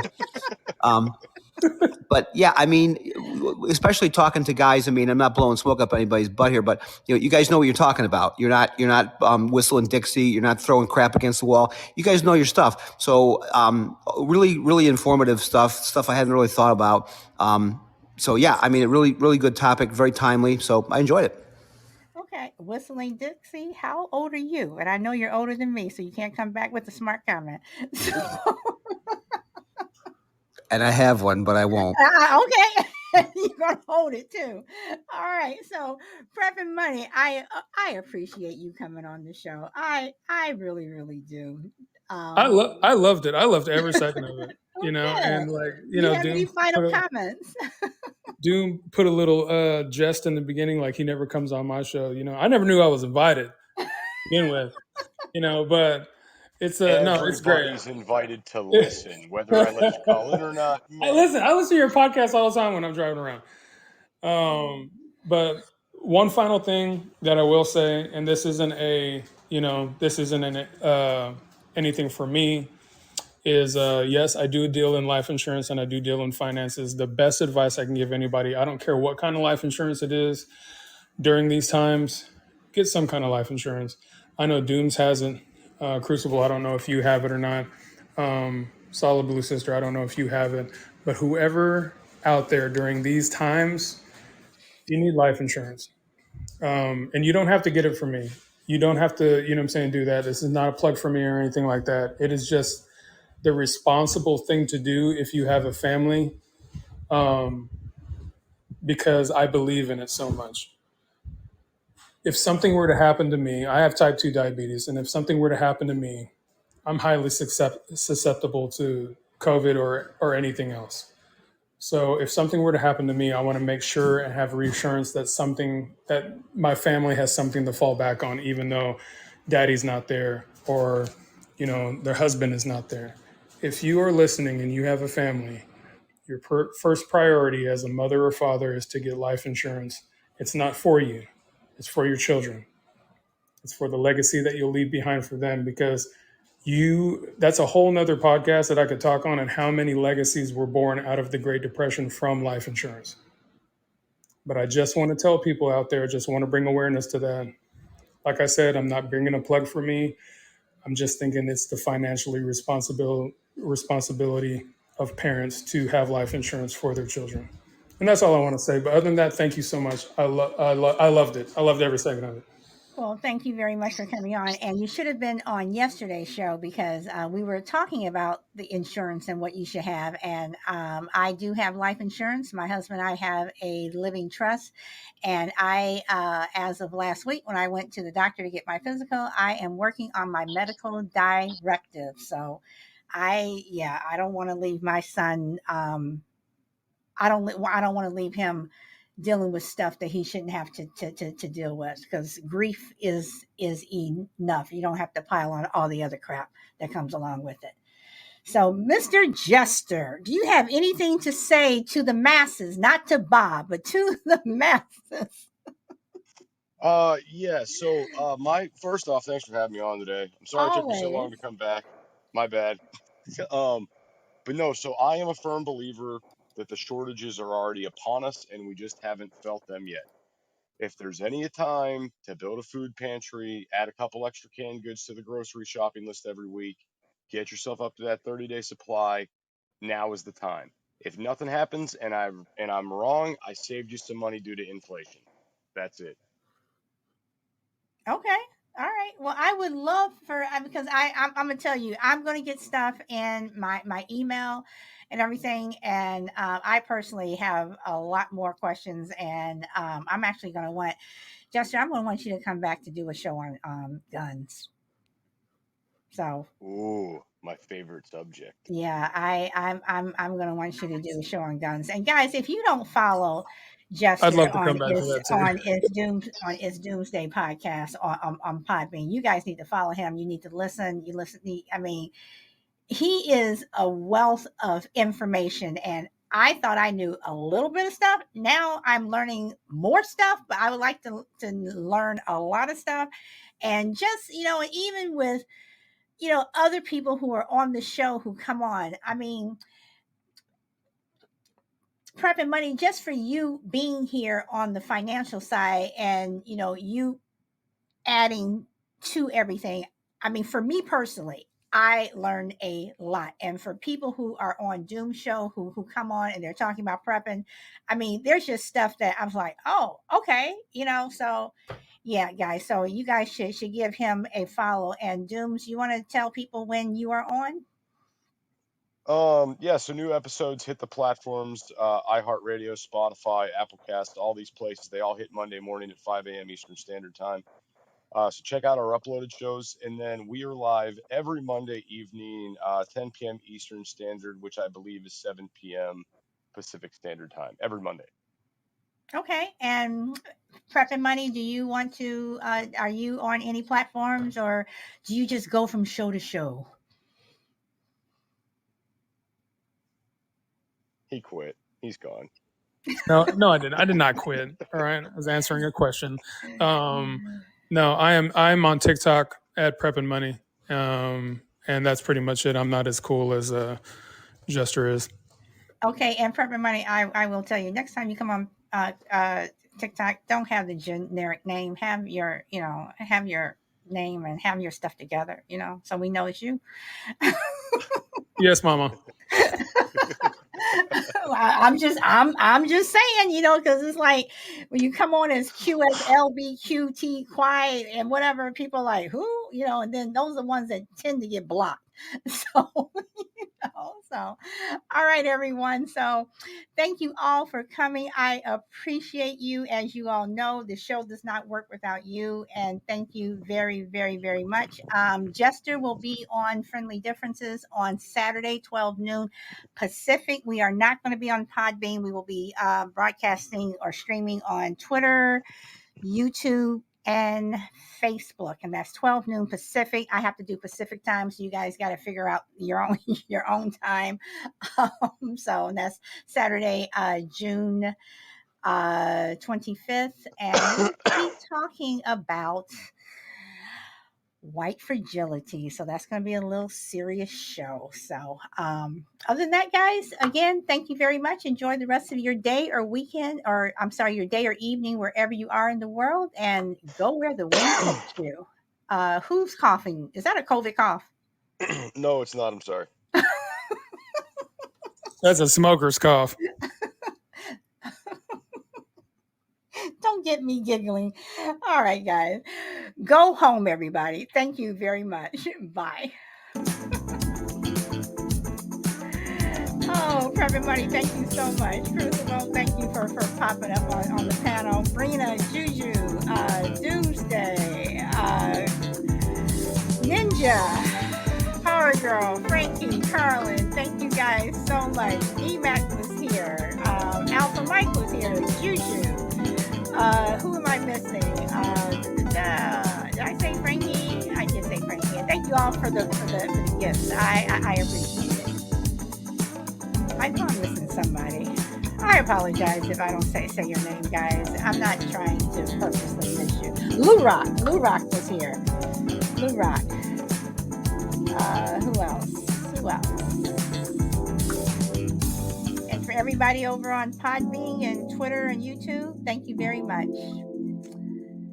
So on that note, guys, again, enjoy the rest of your day. Bye.